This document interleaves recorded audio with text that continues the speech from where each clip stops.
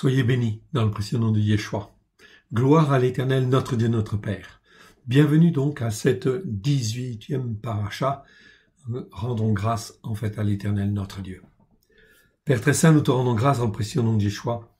Voici Seigneur, nous sommes dans le dernier mois de l'année, oui de cette année spirituelle, et nous allons entamer bientôt la nouvelle année spirituelle. Nous te rendons grâce. Nous sommes conscients, Seigneur, que tu es notre Dieu et que nous sommes ton peuple, pour te servir, toi, le seul vrai Dieu et celui que tu as envoyé. Aide-nous, mon Dieu, mon Père, à te faire plaisir et monde-nous, fortifie-nous, afin que nous soyons sur les racines que toi tu veux, sur la foi d'Abraham, d'Isaac et de Jacob, à la gloire de ton Saint-Nom au travers de Christ, Yeshua, ton Fils bien-aimé. Apprends-nous, façonne-nous. Nous voici devant toi, Seigneur, parle et enseigne-nous, afin que nous puissions être tes enfants, tes fils et tes filles, à la gloire de ton Saint-Nom. Alléluia. Amen. Bienvenue à tous au nom de À l'école de Yeshua. Comme vous le voyez paraître à l'écran, nous sommes là le 12e mois de l'année spirituelle. Donc c'est très important, on va essayer de bien comprendre ceci. Attendez, voilà. Ok, de bien comprendre cette dimension, car la nouvelle année spirituelle arrive. Nous sommes là donc au 12e mois, comme vous le voyez en haut à gauche. Ok, et nous sommes là donc en fait ici le premier Shabbat. Nous sommes en fait ici le premier Shabbat de ce 12e mois. Il y a donc dans ce mois 4 Shabbats, comme vous le voyez en fait là. Et l'équinoxe du printemps aura lieu cette année, donc le samedi 20 mars, comme vous le voyez apparaître à l'écran. Ici, je vous l'agrandis. Le samedi 20 mars à 20h21 à 10h37 précise, 37 minutes à Paris. Ok, c'est donc très important car l'équinoxe du printemps, ça nous permet de caler le calendrier. En fait ici, comme cet équinoxe a lieu ici le 28e jour de ce 12e mois, cela veut dire que effectivement il reste encore quelques jours, 3 jours, avant effectivement la fin de cette année. En fait ici, biblique, spirituel, qui aura lieu le 23 mars 2021. C'est donc très important car, suite à ce 23 mars, qui est un mardi, eh bien ensuite suit le mercredi. Et le mercredi, cela veut dire que la nouvelle année spirituelle, eh bien elle peut commencer. Elle commence toujours le mercredi qui suit l'équinoxe du printemps. Ça, c'est extrêmement important. Extrêmement important, fondamental, et le Seigneur Dieu nous a donné, au travers de David, la révélation qu'il a donnée à David, bien sûr, la manière dont fonctionne ce calendrier. Donc ici, la nouvelle année spirituelle peut commencer le 24 mars 2021. Donc dépêchez-vous de prendre en fait le nouveau calendrier, ok, afin que d'être sur le plan de Dieu, en fait ici, sur le calendrier de Dieu. À partir donc du 24 mars, ce nouveau calendrier ne s'appellera plus calendrier des jubilés, mais s'appellera calendrier du roi David, dont Yeshua est l'héritier. C'est un calendrier des jubilés aussi, tout à fait. Mais maintenant, nous savons exactement comment il fonctionne, année par année. Et ça, c'est extrêmement important, car comme vous le voyez ici, l'équinoxe du printemps apparaît en fait ici le 20 mars, mais l'année prochaine, ce sera décalé de 1 jour, l'année suivante encore de 1 jour, l'année d'après encore de 1 jour, et l'année d'après, bien évidemment, eh bien, on ne pourra plus commencer le mercredi. Donc, on sera obligé de rajouter une semaine afin de commencer le mercredi de la semaine suivante. Tout cela est tout à fait biblique. Et dans le calendrier du roi David, eh bien, Dieu a donné, en fait, l'explication et a montré comment il fallait gérer cela. Voilà pourquoi nous sommes là sur des vérités bibliques extraordinaires, fondamentales, que beaucoup de gens n'ont pas compris, évidemment. Mais là, on est sur le calendrier, bien sûr, du roi David, dont Yeshua est l'héritier. Alors, ne manquez pas ce calendrier et ne manquez pas, bien évidemment, la nouvelle Pâques qui va bientôt arriver, en fait, ici. Donc, vous avez, disons, ici une petite indication, c'est donc très important. Je, en fait, ici, m'arrête sur le calendrier, en fait, ici, et on va aller directement dans notre paracha de ce jour. C'est ça, donc, la 18e paracha. 18e paracha, elle s'appelle Mishpatim. Elle est donc très importante, fondamentale, oui bien sûr, comme toutes les parachas, parce qu'elle nous enseigne. Elle nous enseigne à être plus justes devant Dieu. Et Dieu a dit en fin de compte que nous devions écouter ses commandements et les mettre en pratique, mais aussi ses jugements, ses lois, ses règles, mais aussi ses jugements, la manière dont il juge là. Cette paracha nous donne un aperçu. Donc on aurait pu intituler le titre de cette paracha, le traduire en français, exemple de jugement juste ou modèle de jugement juste. Voilà donc en fait ici les prémices des jugements, en fait ici, que nous devons appliquer dans nos vies et en fin de compte dans nos assemblées, oui bien sûr, afin d'être justes devant Dieu. Si nous n'appliquons pas les jugements, si nous ne jugeons pas comme Dieu juge, ça va poser en fait un problème. Ça va poser un problème parce que nous sommes en décalage avec la justice de Dieu. Or Dieu, vous le savez, il est saint. Et il a dit en fait dans la parole, il l'a dit dans Lévitique, mais il l'a dit aussi au travers de la bouche de Pierre, vous serez saints parce que je suis saint. C'est-à-dire que vous serez mis à part, sanctifiés par ma Torah. Voilà pourquoi il faut avoir la Torah dans le cœur, très précisément pour nous dire dans notre capacité à réfléchir afin d'apporter des bons jugements. Sinon, je suis dans ce qui est inique, dans l'iniquité, si vous voulez. Et quand l'iniquité, en fait, est à son comble, vous savez très bien ce qui se passe, l'Écriture est là pour le dire. Souvenez-vous du passage, quand Dieu parle, en fait, à Abraham, en parlant des Amoréens, eh bien, il faut attendre 400 ans. Et l'iniquité, en fait, des Amoréens sera à son comble. Il ne faut pas forcément toujours attendre 400 ans. Mais Dieu voit si vraiment on veut écouter et mettre en pratique ses lois. Il regarde si nous voulons écouter et mettre en pratique ses règles, ses commandements, mais aussi ses jugements, c'est-à-dire sa manière de juger. Si mon frère, ma sœur, tu veux apprendre à juger d'une manière juste, il faut juger selon la parole de Dieu. Yeshua l'a dit, en fait, ici. Mes jugements sont justes parce que je juge selon la parole, en fait, ici.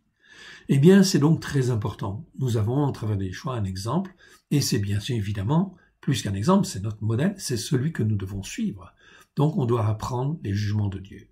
On va voir un petit peu, disons, cette paracha, et on va étudier, on va regarder, et on va faire quelques commentaires. Cela commence en disant, voici les jugements que tu établiras devant leur face. En hébreu, c'est le mot jugement, c'est mishpatim. Mais là, en fait, on a bien un article devant. C'est bien écrit à mishpatim. En hébreu. Je vous le montre, en fait, ici, si vous le voulez. Donc ici, c'est bien écrit à mishpatim. Ve'aele à mishpatim. Donc ici, on est bien, c'est les jugements de Dieu. Voilà pourquoi ici, donc le Saint-Esprit souligne, met un article devant les jugements. Donc ces jugements-là, en fait ici, qui nous sont enseignés, eh bien effectivement, cela montre que l'on veut apprendre à en fait juger d'une manière juste devant Dieu. Voici les jugements que tu établiras devant leur face. Eh bien aujourd'hui, c'est exactement ça. Dieu, au travers en fin de compte de Christ Yeshua, avec grâce et vérité, nous demande en fait d'écouter les jugements de Dieu afin d'apprendre à les mettre en pratique. Si tu achètes un esclave hébreu, donc aujourd'hui il n'y a plus d'esclaves, l'esclavage a été aboli, mais en réalité ça nous parle bien évidemment d'un certain nombre de choses. Si tu achètes un esclave hébreu, il servira 6 années. À l'époque, lorsqu'en fait un hébreu ne avait volé ou avait fait certaines choses, il avait perdu tous ses moyens, et bien effectivement, il pouvait être au service de quelqu'un d'autre, bien évidemment, pendant un certain nombre d'années. Mais jamais au-delà de 6 années. Dieu disait non, ça suffit. Notamment, lorsqu'il y a un vol, jamais on ne mettait les voleurs, jamais dans l'Écriture, on ne met les voleurs en prison, jamais. Les voleurs, en fin de compte, ils doivent restituer ce qu'ils ont volé, soit en fait 2 fois ce qu'ils ont volé, soit 4 fois ou 5 fois selon les cas, en fait ici, on le verra, et sinon, en fait ici, ils ne doivent pas rester esclaves plus de 6 années. Il servira 6 années, mais la 7e, il sortira libre, sans rien payer, en fait ici. S'il est entré seul, il sortira seul. S'il avait une femme, sa femme sortira avec lui. Donc ça, c'est très important. Ça nous montre des principes. On peut dire que là, ce sont des principes de jugement. Voilà pourquoi c'est extrêmement important dans les assemblées qu'il y ait un certain nombre d'anciens qui soient là, un collège d'anciens, qui soient là en fait à même de pouvoir juger, oui bien sûr, juger des affaires qui n'ont pas à être jugées de par le monde, mais qui ont à être à juger devant Dieu de manière à être saint ou saine, être dans la sainteté de Dieu. Le but, c'est de ramener en fait à Dieu et de s'attacher en fait à Dieu et de ramener tous les croyants à l'Éternel Dieu. Le but n'est pas de se substituer, non, aux lois qui existent. Non. Si, en fin de compte, nous sommes dans une société ou un pays où il y a des lois, nous devons respecter, en fait, les lois. Oui, bien sûr. Mais tout n'est pas géré par les lois. Je prends, en fait, un exemple. Dans la loi française, oui, bien sûr, il y a la loi. Mais lorsqu'une société, par exemple, a plus de 10 personnes, eh bien, la loi française oblige le gérant ou le chef d'entreprise à mettre en place ce qu'on appelle un règlement intérieur, c'est-à-dire un certain nombre de lois dans le but de gérer tout ce qui est, en fait, ici, à gérer pour le bon fonctionnement, en fait, ici. S'il s'agit d'affaires criminelles, bien sûr, eh bien, les anciens n'ont pas à juger d'affaires criminelles, non, ça appartient à la justice, ok ? En espérant que l'on n'ait pas à faire recours à ce genre de choses, mais si ça arrive, ça doit, en fin de compte, se faire, ok ? Il est important de juger d'une manière juste devant Dieu. Nous sommes dans une culture, notamment en France, dans une culture judéo-chrétienne. Donc, dans nos lois, il y a beaucoup en fait de choses qui sont en fait dues à l'influence de notre culture judéo-chrétienne. Donc, ça, c'est un bien. Ok, ici, donc, il y a des résurgences de la Torah, des choses comme cela, en fait, ici, qui sont dans nos lois, bien évidemment, et ça, c'est une bonne chose. Par contre, lorsqu'on dit, par exemple, ici, qu'il faut avorter, par exemple, eh bien, l'avortement, en France, il est légalisé. Mais est-ce qu'on doit, nous, avorter? Non. La réponse est non. Pourquoi? Parce que c'est le Dieu, c'est notre Dieu, c'est le Dieu de la vie. Donc, il nous est interdit. Voilà pourquoi les anciens, en fait, sont là très importants. Pour dire, oui, la loi, elle dit cela. Mais, en fin de compte, en réalité, Dieu dit ceci. Alors, qu'est-ce qu'il faut faire? Il vaut mieux obéir à Dieu ou obéir aux hommes. Alors là, il est important de prendre position. Et ça doit se faire avec le collège, en fait, bon, des anciens, en fait, ici. Non seulement le pasteur doit être dedans, en fait, aussi, quelque part, mais en réalité, en fait, ici, doit être au courant, etc. Et en fin de compte, d'où l'importance d'avoir un collège d'anciens. C'est extrêmement important. Ok? Verset 4. Si c'est son maître qui lui a donné une femme, qu'il en ait eu des fils et des filles, la femme et les enfants seront à son maître et il sortira seul. Okay? Donc on a, dans notre manière de penser, un peu de difficulté en fait avec ça. Ok, on s'en reportera à ce que le Saint-Esprit en fait ici donnera en fait ici comme position, bien évidemment. Mais c'est important de comprendre pourquoi. Verset 5. Si l'esclave dit « J'aime mon maître, ma femme et mes enfants, et je ne veux pas sortir libre. » Ah, voilà, donc il veut rester finalement. Il veut rester avec sa femme et ses enfants. Alors son maître le conduira devant à Elohim. Ici, devant le seul Dieu unique et vrai. Ok? Donc en hébreu, c'est bien à Elohim. Ce n'est pas Elohim, c'est à Elohim, le seul Dieu unique et vrai. Et le fera approcher de la porte et du poteau, et son maître lui percera l'oreille avec un poinçon, et l'esclave sera pour toujours à son service. Donc l'homme pouvait rester, et c'est très bien en réalité. Pourquoi? Eh bien parce qu'en fin de compte, les esclaves n'étaient pas traités comme les esclaves des nations. En fait, c'était des travailleurs dont on s'occupait et on prenait soin, dans le but qu'ils puissent devenir un jour, en fait ici, serviteurs ou servantes de l'Éternel, et donc qu'ils se convertissent, oui bien évidemment, voyant tous les bienfaits de la Torah, des prophètes et des psaumes, bien évidemment. Donc le but de rester en fait là est une très bonne chose par rapport en fait au salut, par rapport à ces choses-là. Donc, il ne faut pas confondre, il faut ici être dans la pensée hébraïque. Le but de la pensée hébraïque, c'est de ramener à Dieu et d'apprendre à s'attacher à Dieu, au seul Dieu unique et vrai. Donc il le fera approcher de la porte ou du poteau, et son maître lui percera l'oreille avec un poinçon, et l'esclave sera pour toujours à son service. Donc ici, il devient à part entière quelqu'un qui est au service du maître, en fait ici, du maître de la maison, comme en fin de compte un travailleur dont on s'occupe, oui bien sûr. Ici, l'esclave dans la maison, c'est en fait un travailleur, tout simplement, qui en fin de compte sera en permanence. Ici, il appartiendra pleinement, en fin de compte, à l'Éternel quelque part. Verset 7. Si un homme vend sa fille pour être esclave, elle ne sortira point comme les autres esclaves. C'est-à-dire qu'elle ne devait pas être vendue, en fait ici, à n'importe qui, certainement pas. Si elle déplaît à son maître, qui s'était proposé de la prendre pour femme, il facilitera son rachat, mais il n'aura pas le pouvoir de la vendre à un peuple inconnu, après lui avoir été infidèle. S'il la destine à son fils, il agira envers elle, selon le droit des filles. S'il prend une autre femme, il ne retranchera rien pour la première, à la nourriture, aux vêtements et au droit conjugal. Et s'il ne fait pas pour cela ces trois choses, elle pourra sortir sans rien payer, sans donner de l'argent, c'est-à-dire qu'elle ne sera plus esclave. Donc, lorsqu'un homme, en fait, ici, couche avec une femme, il doit normalement, selon la parole de Dieu, assurer en permanence sa nourriture, son vêtement et en fait le droit conjugal. Ça, c'est donc extrêmement important. C'est donc fondamental. Donc là, sur ces affaires-là, bien sûr, les anciens doivent juger à la lumière de la parole et à l'éclairage, en fait, du Saint-Esprit. D'où, effectivement, l'importance d'être né de nouveau. Chaque cas est différent, il peut être différent. Il peut y avoir, en fait, des circonstances, qui font que il y a nécessité de séparation. Il vaut mieux, en fait, une séparation qu'un très mauvais mariage. Mais, quelque part, la nourriture et le vêtement ici sont dus quand même, quelque part. Donc, cela, en fin de compte, permet de recaler, en fait, les choses. On ne couche pas à droite et à gauche. Il faut, en fin de compte, prendre ses responsabilités. Dans une assemblée, il faut, en fin de compte, bien sûr, enseigner ces choses-là, notamment aux jeunes.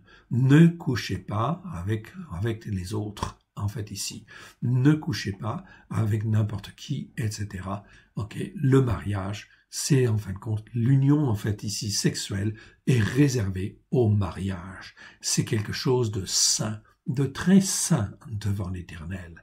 Donc, il faut revaloriser, en fait, ici, ces actes et ne pas en faire, comme le monde le fait, quelque chose, en fin de compte, de tout à fait courant et aléatoire. Il faut qu'il fasse son expérience. Non. Dans une église, dans une assemblée, on ne devrait jamais parler comme cela, afin de recaler bien les choses. Voilà donc un exemple. On pourrait en parler pendant longtemps encore sur ce thème-là, mais ce n'est pas le but de cette paracha, bien évidemment, de cette étude. Mais la nécessité est là d'avoir un collège d'anciens, bien sûr. Voyons ensuite les dommages corporels et les sanctions, ou l'image, les principes d'une sanction, ou les principes, en fait, ici, qui sont mis en place. Celui qui frappera un homme mortellement sera puni de mort. Donc, la première règle, on ne doit pas attenter à la vie de qui que ce soit. Ça, c'est extrêmement important. C'est pour ça que la vie est tellement importante que Dieu dit, si quelqu'un ôte la vie de quelqu'un, eh bien, la seule manière de payer ça, c'est de donner sa vie.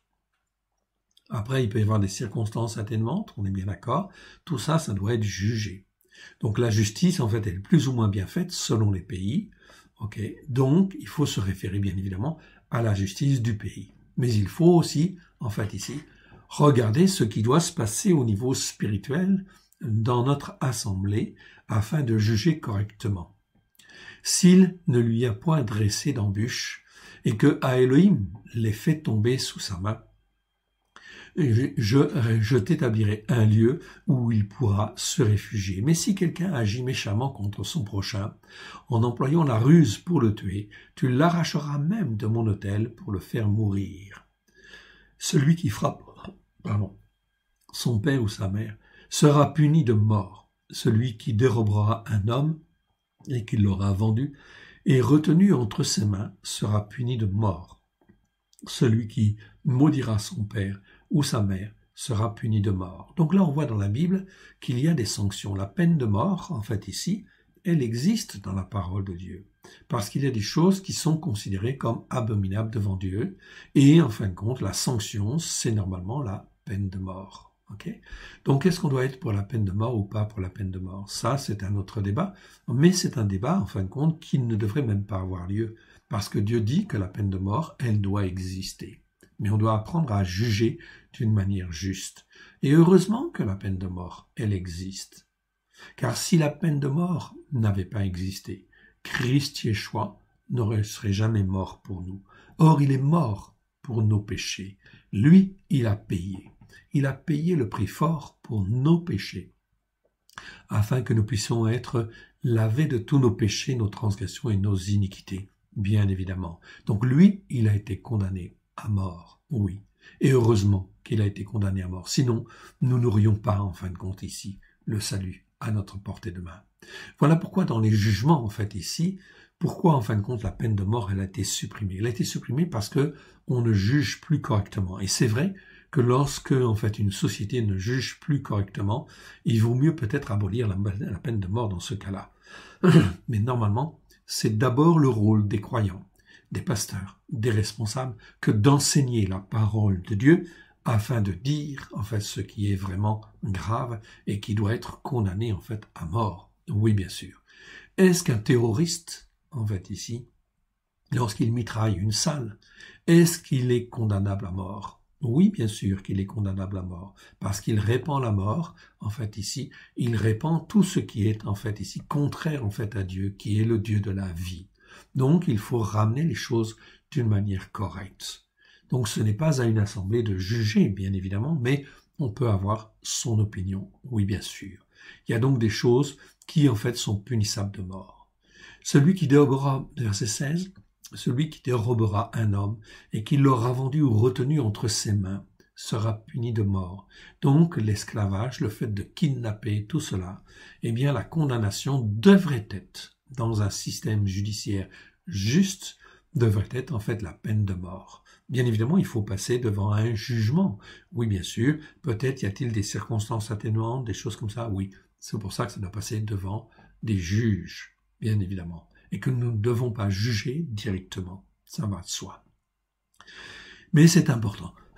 C'est une question d'éducation, bien évidemment. D'où l'intérêt, lorsque la parole de Dieu se répand dans un pays, eh bien, les hommes et les femmes, lorsqu'ils sont éduqués, façonnés, vont avoir un système judiciaire qui est de plus en plus juste, oui, bien sûr, si, du moins, on écoute et on met en pratique la parole de Dieu comme il convient, bien évidemment, avec des juges, sachant qu'un quelqu'un qui est accusé doit toujours, en fait, avoir la possibilité de s'exprimer, bien évidemment, okay, et il doit avoir des avocats. Tout ça, ce sont des principes qui sont sains et des principes qui sont bons. Ici, verset 17. Celui qui maudira son père et sa mère sera puni de mort.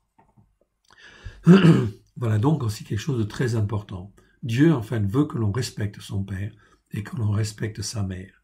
Sinon, en fin de compte, ici, eh bien, il y a des malédictions, des choses injustes qui viennent, et sur celui qui maudit son père ou maudit sa mère.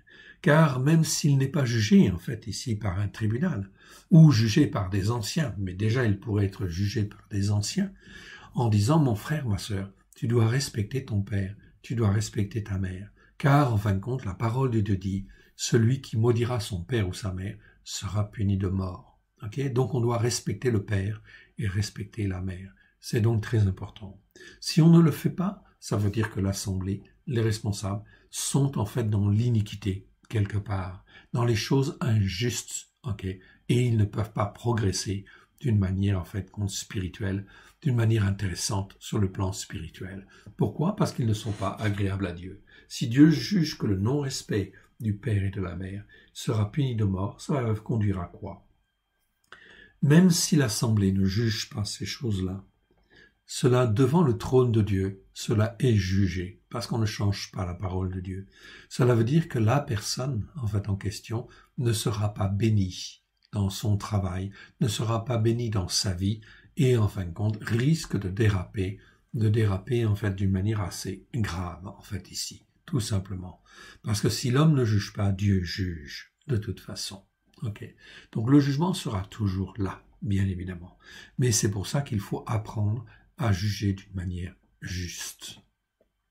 Verset 18. Si des gens se querellent et que l'un d'eux frappe l'autre avec une pierre ou avec le poing, sans causer sa mort, mais en l'obligeant à garder le lit. Donc on parle bien ici de circonstances atténuantes, bien évidemment. Okay. Verset 13. S'il ne lui a point dressé d'embûche et que Elohim les fait tomber sous sa main. Donc il est quand même mort, mais en fait ici, il n'a pas voulu en fait sa mort. Donc c'est ce qu'on appelle les circonstances atténuantes. Dans le système judiciaire français, ça existe. Dans d'autres systèmes judiciaires, ça n'existe pas forcément, en fait ici, tout au moins pas à ces niveaux-là. Donc en fait ici, plus je mets en pratique, c'est une question de gradation, en fait ici. Plus j'écoute Dieu et plus je mets en pratique sa parole de Dieu, plus je vais rentrer dans un jugement juste, en fait ici, devant Dieu. C'est ça qui est important, c'est une question de progression spirituelle, en fait ici. Voilà pourquoi Dieu dit que c'est très important de respecter ses jugements.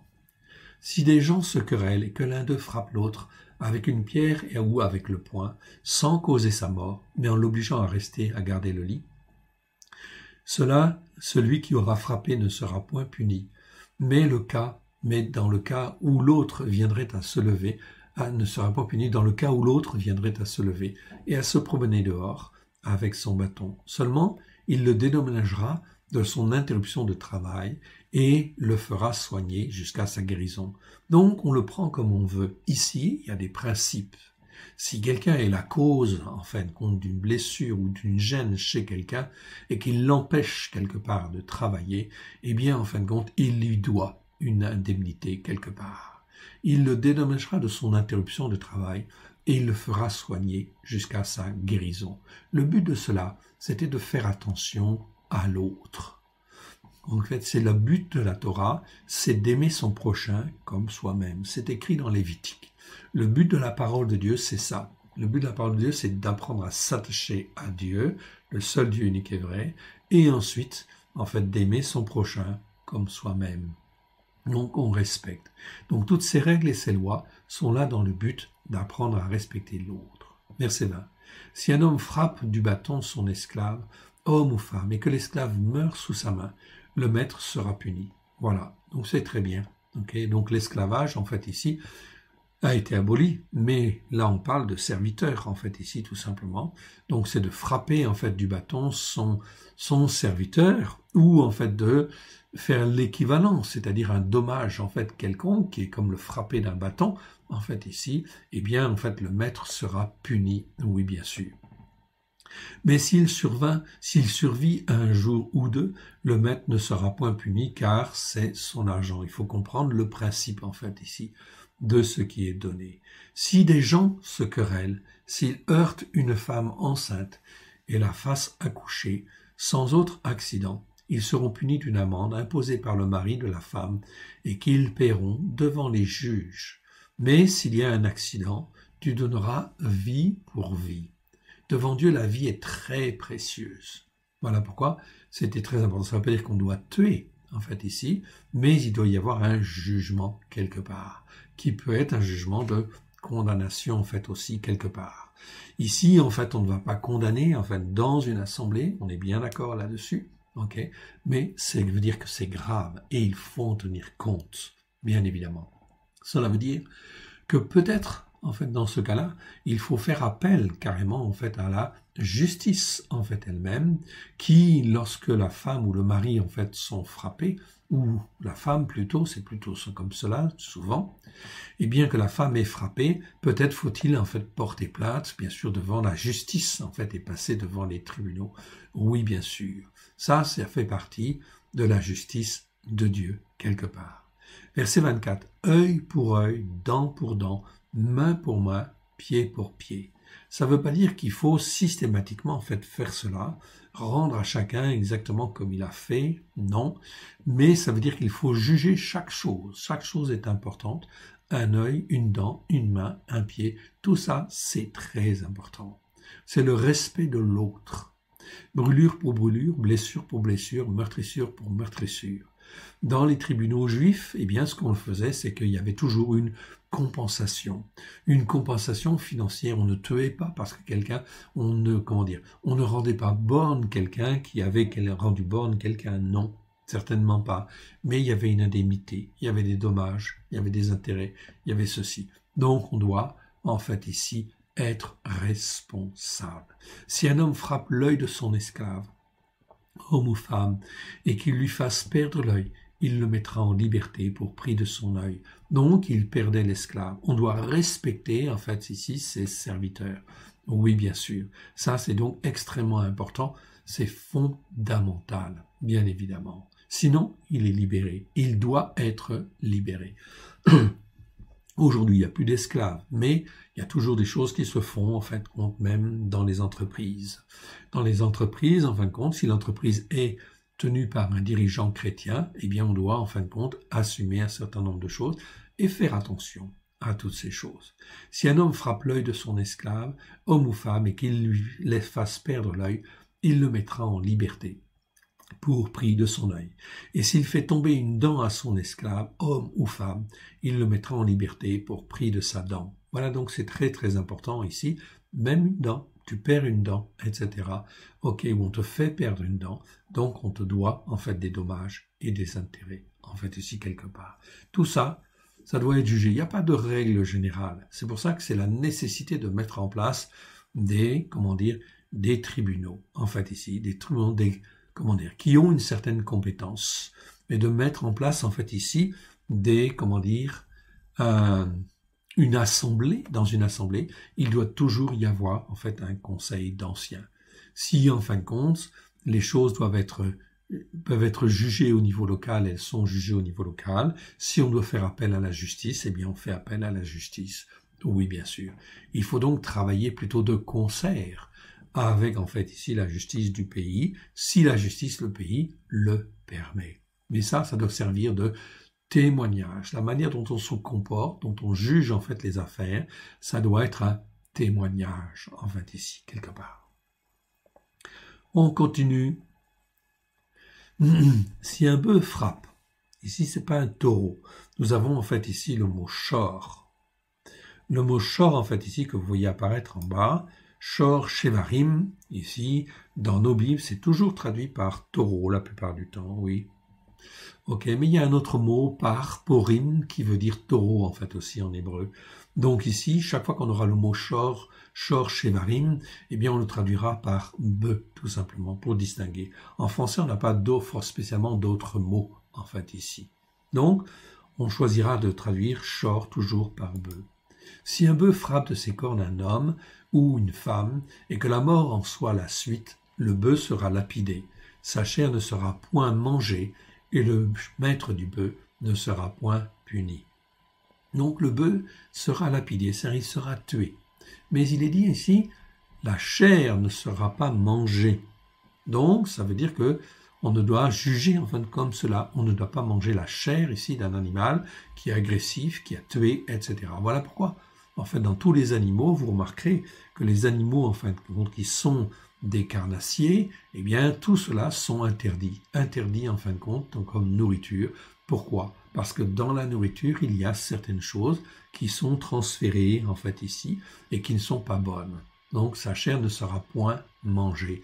Et le maître du bœuf ne sera pas puni parce que, en fait, ici, le maître du bœuf n'est pas responsable.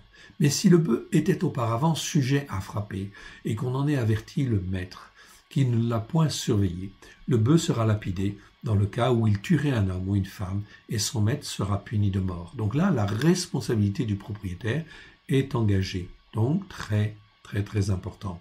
Donc là, c'est pas le Conseil des anciens qui va juger ça, on est bien d'accord. Ça sort en fin de compte de son domaine de compétence, mais c'est la justice qui doit en fin de compte juger, en fait ici, comme cela. Okay?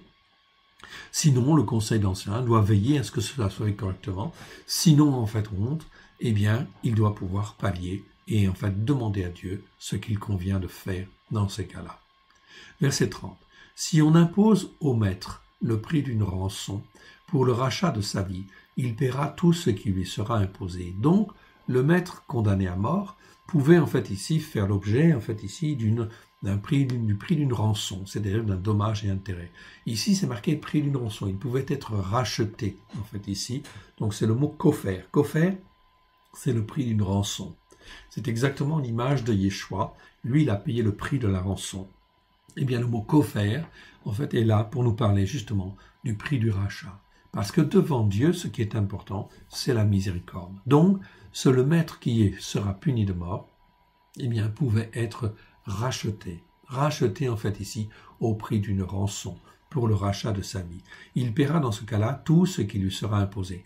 Qui est-ce qui va faire ce type de jugement? Ce n'est donc pas, effectivement, en fin de compte, la justice, puisque dans la justice, ces choses-là ne sont pas, en fin de compte, forcément prises en compte. Donc, peut-être que s'il y a lieu, je dis bien s'il y a lieu devant le Seigneur, eh bien, ce sont les anciens qui doivent, en fait, juger et apporter, en fait, ici, une compensation quelque part. En fait, ici. Si c'est passé au travers des mailles du filet de la justice du pays. Verset 31. Lorsque le bœuf frappera un fils ou une fille, ce jugement recevra son application. Oui, bien sûr. Mais si le bœuf frappe un esclave, homme ou femme, on donnera 30 shekels d'argent au maître de l'esclave et le bœuf sera lapidé. Donc, il y avait ces différences-là. On a du mal à comprendre, en fait, ici, je suis d'accord. Ce n'est pas toujours simple, en fait, ici, de comprendre, en fait, cela. Ok? Mais en réalité, ok, on doit apprendre à juger. Mais c'est pas facile. Je suis d'accord. Verset 33, si un homme met à découvert une citerne, si un homme en creuse une et ne la couvre pas, et qu'il y tombe un bœuf ou un âne, le possesseur de la citerne paiera au maître la valeur de l'animal en argent et aura pour lui l'animal mort. Donc là, c'est bien la mise en place de la responsabilité. J'attire votre attention sur une chose. Ce n'est pas parce qu'on ne comprend pas bien les choses qu'il faut les annuler systématiquement et rejeter toute la parole de Dieu. Non. Si on ne comprend pas pourquoi Dieu faisait ces différences entre, en fait, ici, le fils, la fille et l'esclave, ok, c'est parce que Dieu sait très bien, en fin de compte, là où il veut en venir, et il faut apprendre, en fin de compte, à discerner ces choses-là. Mais si un homme met à découvert une citerne, et si un homme en creuse une et ne la couvre pas, et qu'il y tombe un bœuf ou un âne, ça veut dire qu'effectivement ici, il y a donc eu de dommages. Donc on doit rembourser, bien évidemment. Est-ce que effectivement ça serait jugé en fin de compte dans la justice du pays? Ça dépend des pays et ça dépend comment ça peut être jugé. Si ça ne l'est pas, à ce moment-là, eh bien le tribunal, le conseil des anciens doit pouvoir effectivement statuer, cherchant toujours ce qui est agréable devant l'Éternel Dieu. C'est ça qui est très important. Si un homme met à découvert une citerne et si un homme en creuse une et ne la couvre pas et qu'il tombe un bœuf ou un âne, il y a donc du dommage. Verset 35. Si le bœuf d'un homme frappe de ses cornes le bœuf d'un autre homme et que la mort en soit la suite, ils vendront le bœuf vivant et en partageront le prix. Ils partageront aussi le bœuf. Mais s'il est connu que le bœuf était auparavant sujet à frapper et que son maître ne l'ait point surveillé, ce maître rendra bœuf pour bœuf et aura pour lui le bœuf mort, en fait ici. Donc, petite distinction, ici très importante. Si un homme dérobe un bœuf ou un agneau, qu'il égorge ou le vende, il restituera 5 bêtes de gros bétail pour le bœuf et 4 agneaux pour un agneau. Donc là, c'était très important. Donc, pourquoi ces différences? Simplement parce que ça dépend, en fin de compte, de si les bœufs étaient, en fait, ici, quelque part, comment dire.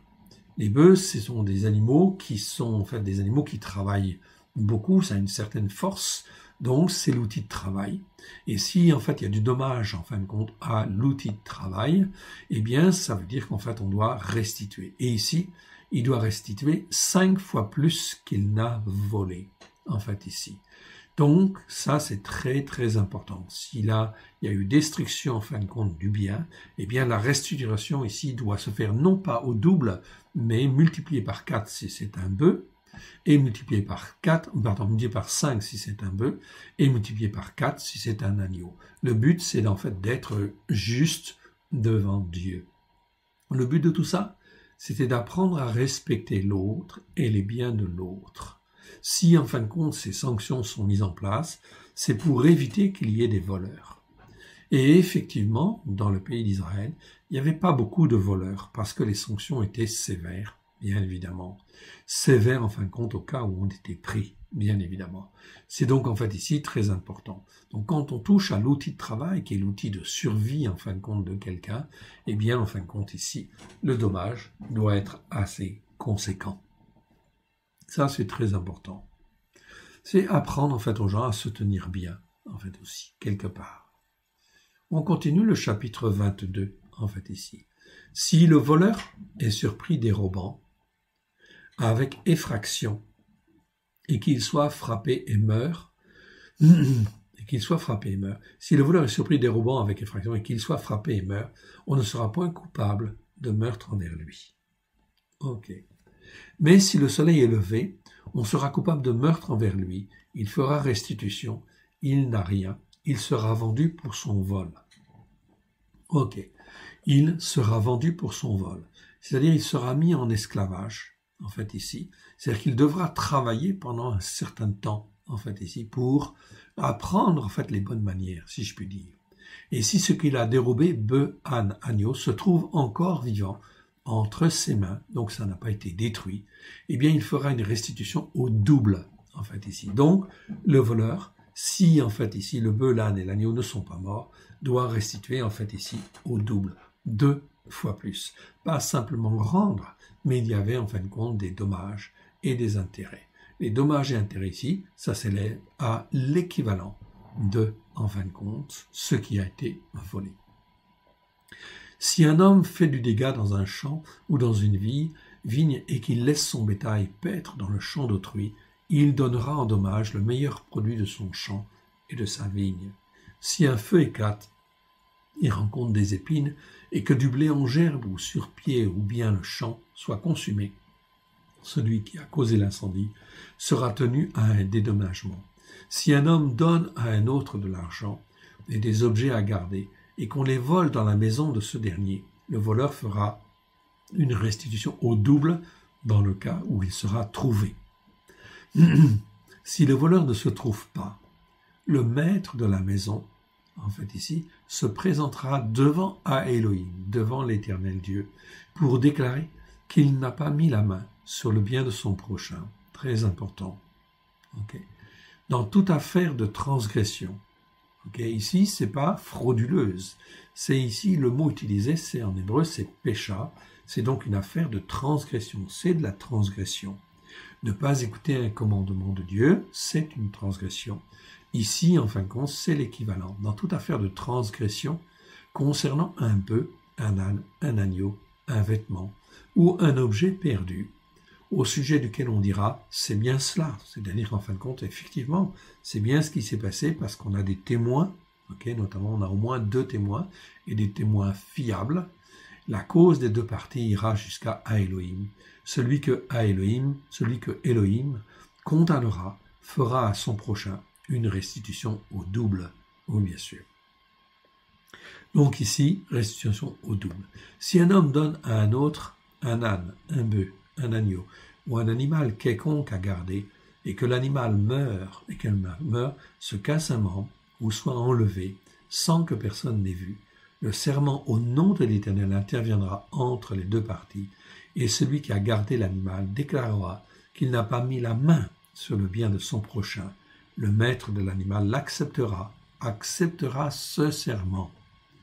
Donc il n'a pas à discuter, en fait, bien sûr, il accepte le serment, et l'autre ne sera point tenu à restitution. Donc la restitution ne se fait pas, mais comme il a fait un serment devant l'Éternel, donc ça doit se faire quoi? Devant, en fait, un collège d'anciens, ça ne peut pas se faire, en fait, à l'extérieur, parmi, en fin de compte, une justice qui ne croit pas en Dieu. Non, ça doit se faire au travers, en fin de compte, d'un ensemble d'anciens qui sont là, qui siègent pour juger d'une manière juste devant Dieu.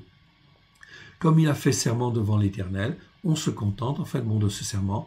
Les témoins, les anciens qui sont là, peuvent être témoins.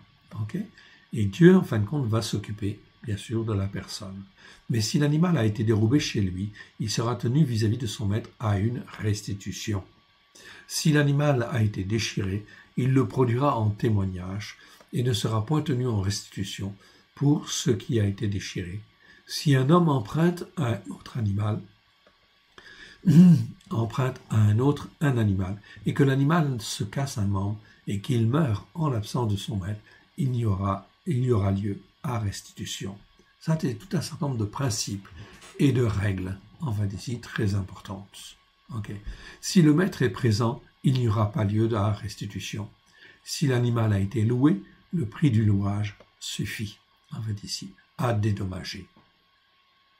Donc, vous voyez qu'il y a tout un certain nombre de conditions ici qui nécessitent réflexion et ça nécessite de maturer, d'avoir une certaine maturation afin d'avoir un bon jugement.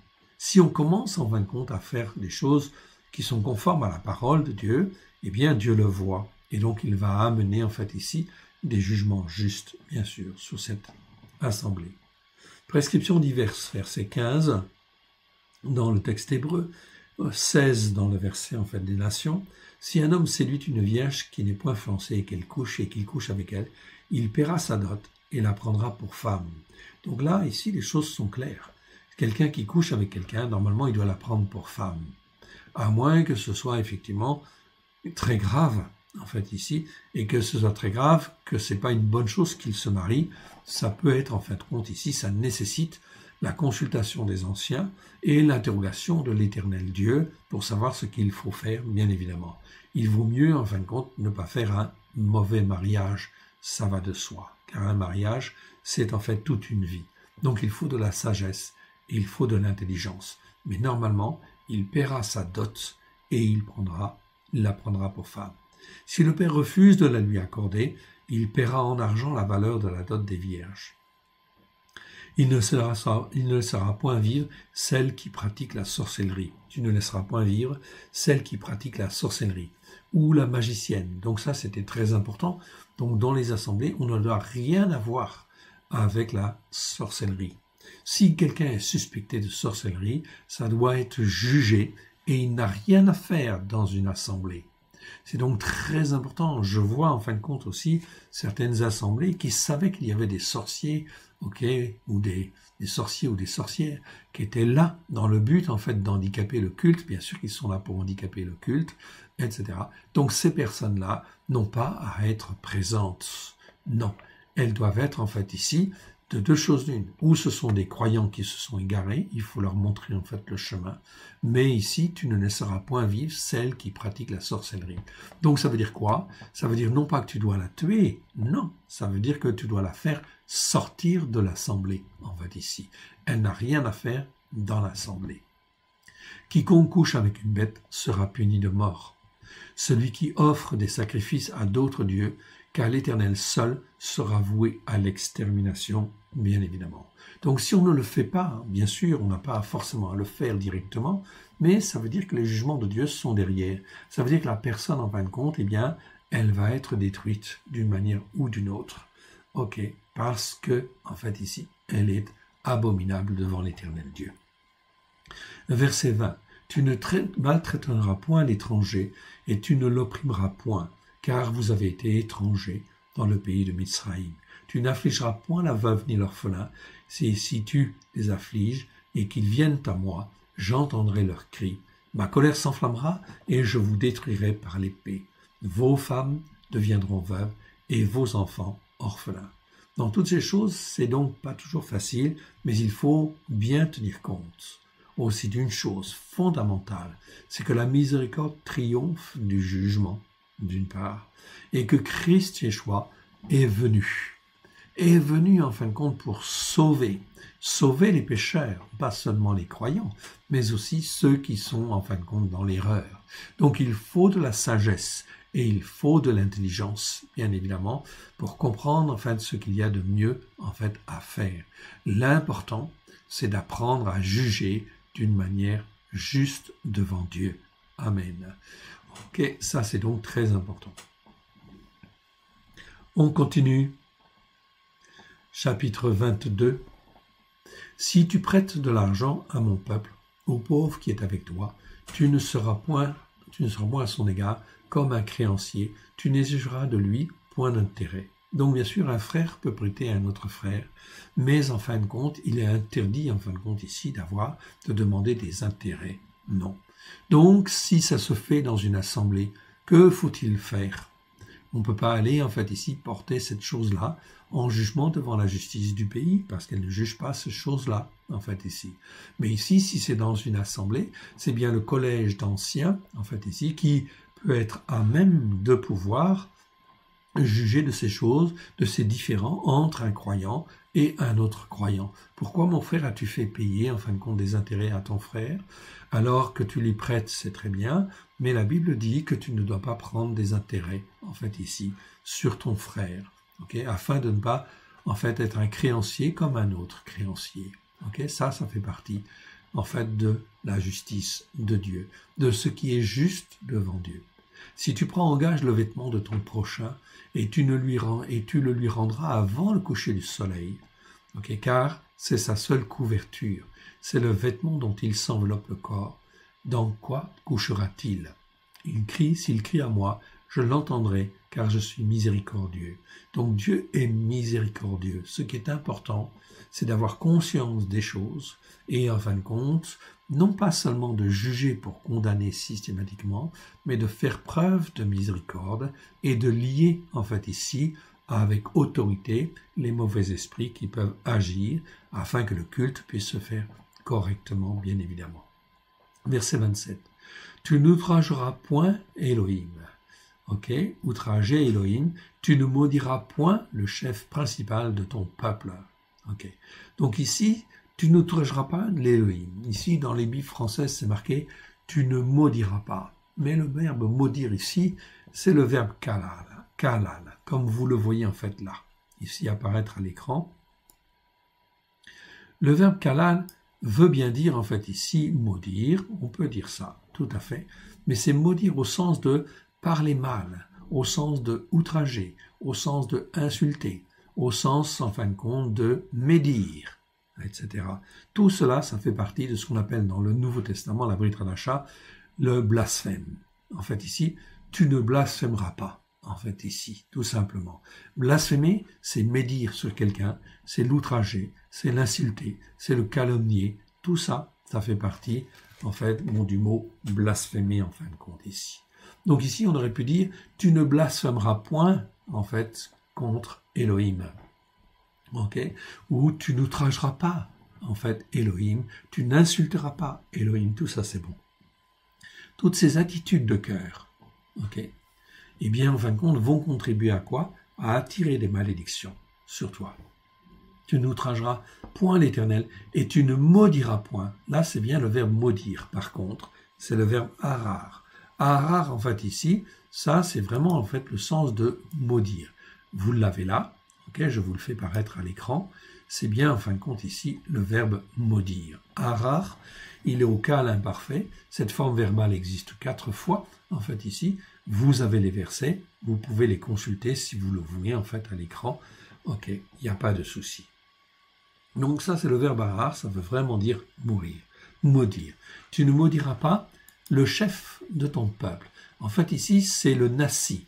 En fait, dans certaines Bibles, c'est traduit par prince, mais c'est le chef principal, celui qui a été choisi, de ton peuple. Tu dois le respecter, en fait, ici, et tu ne dois jamais le maudire, tout simplement parce que s'il est là, c'est parce que Dieu l'a permis, en fait, aussi, tout simplement. Donc, ça, c'est extrêmement important en fonction de ce que tu as dans ton cœur, en fonction de ce que la nation avait dans son cœur. Eh bien, effectivement, en fait, on a le chef que Dieu, en fin de compte, a permis.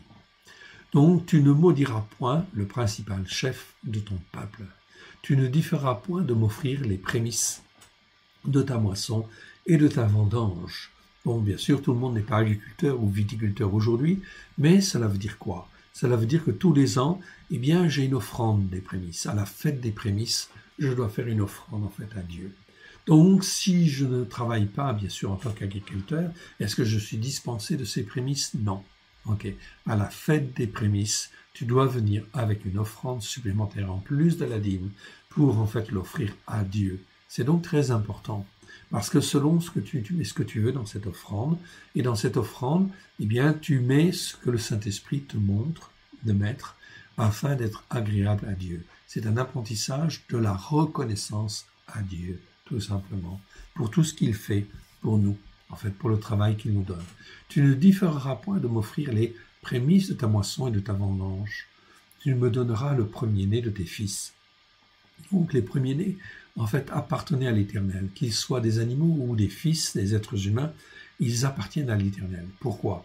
Eh bien, tout simplement, parce que dans les cultures, en fait, de l'époque, il y avait beaucoup d'idolâtrie et le premier-né était souvent, très souvent, toujours, si ce n'est pas toujours, offert à tel dieu ou à telle déesse. Donc, ça, Dieu ne voulait pas. Donc, ça, Dieu dit, à la sortie de l'Égypte, tous les premiers-nés m'appartiennent. Qu'ils soient premiers-nés des hommes, premiers-nés des animaux, ils m'appartiennent. Ok. Donc ça fait partie, en fait, à Dieu. Voilà pourquoi, si on veut le garder dans sa maison, ok, ce qui se conçoit, eh bien, je dois payer, en fait, comme quelque chose, ok, en fait, ici, un symbole, ok, une offrande symbolique, ok, pour prix du rachat, tout simplement. Tu me donneras aussi le premier-né de ta vache et de ta brebis. Il restera 7 jours avec sa mère. Le 8e jour, tu me le donneras. Okay? Donc le premier-né, voilà. Il va donc rester 7 jours pour être alimenté par la mère. Puis ensuite, en fin de compte, tu me le donneras. Et il était donné aux sacrificateurs et aux lévites, tout simplement. En fait, ici, à l'époque, c'était comme ça. Donc c'était donné aux sacrificateurs ou aux lévites pour qu'ils puissent, en fait, eux, vivre, en fait, aussi, etc. Toutes ces offrandes-là, c'était pour permettre aux sacrificateurs et aux lévites de pouvoir vivre. Vous serez pour moi des gens de sainteté. Ah, verset 30 ici, ou 31 selon les versions. Vous serez pour moi des gens de sainteté. Ici, c'est le mot Kodesh.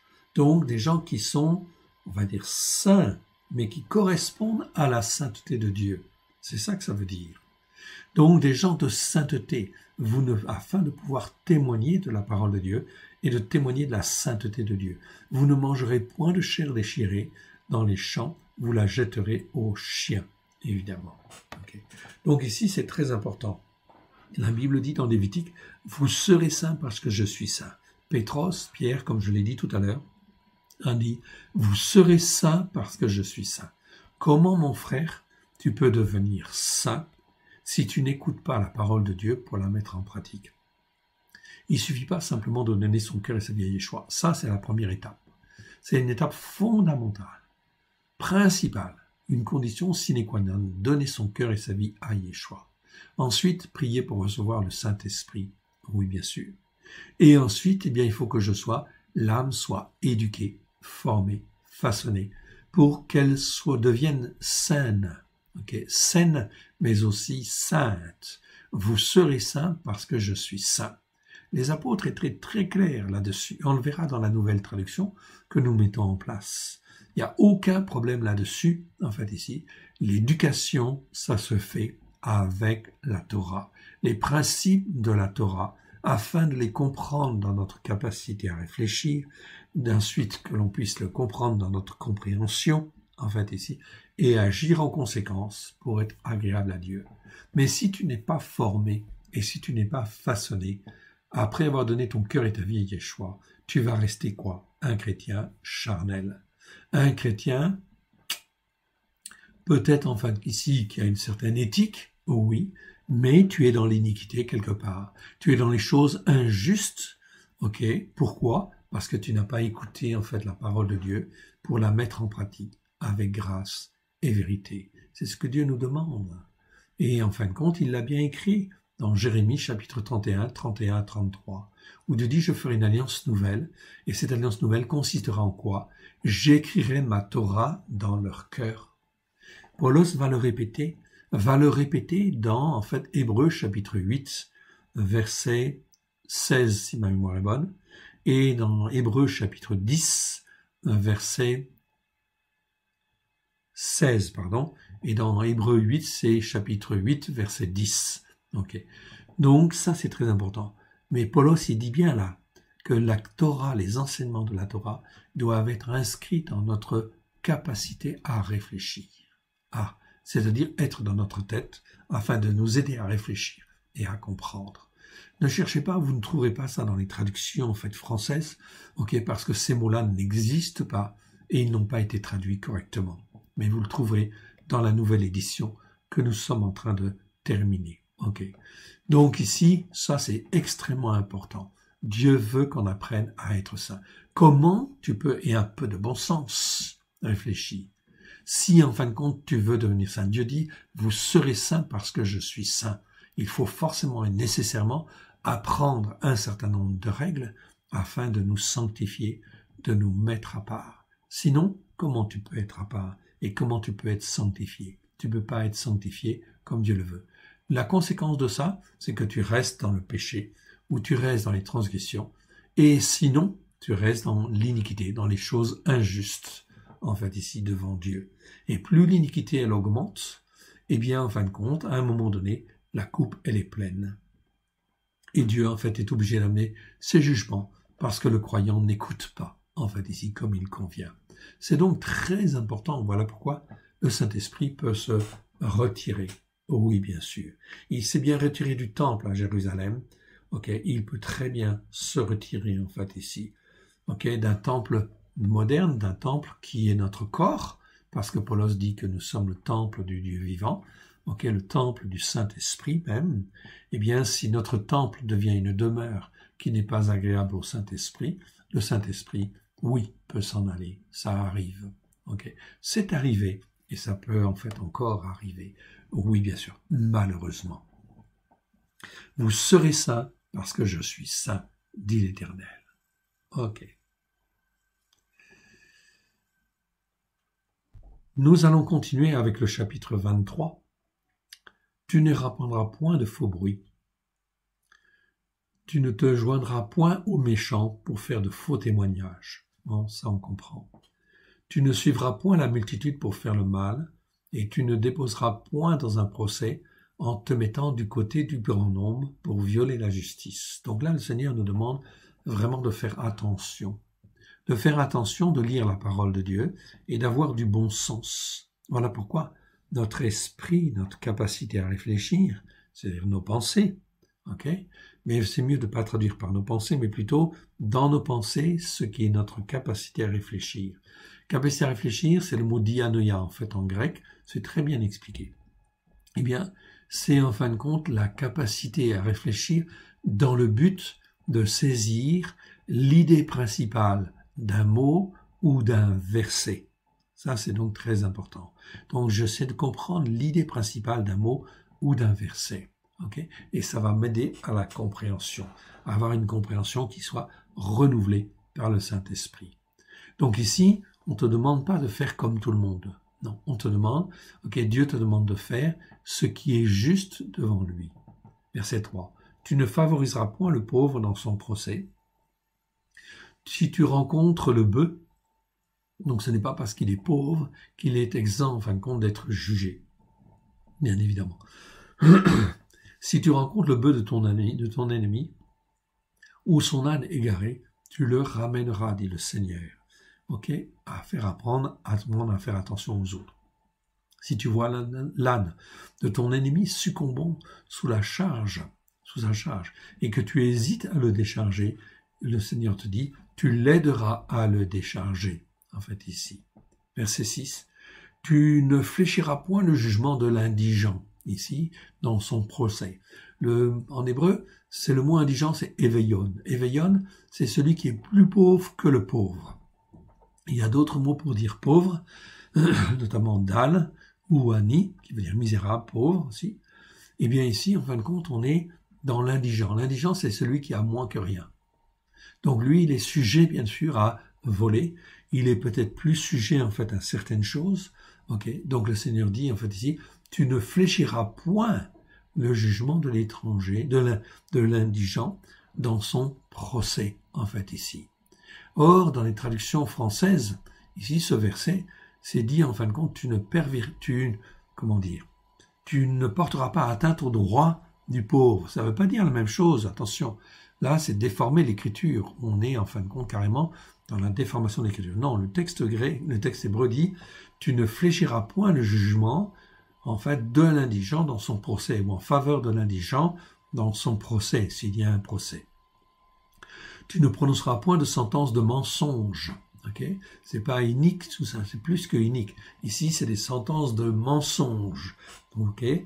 Tu ne feras point mourir l'innocent et le juste, en fait, ici, car je n'absoudrai point le coupable.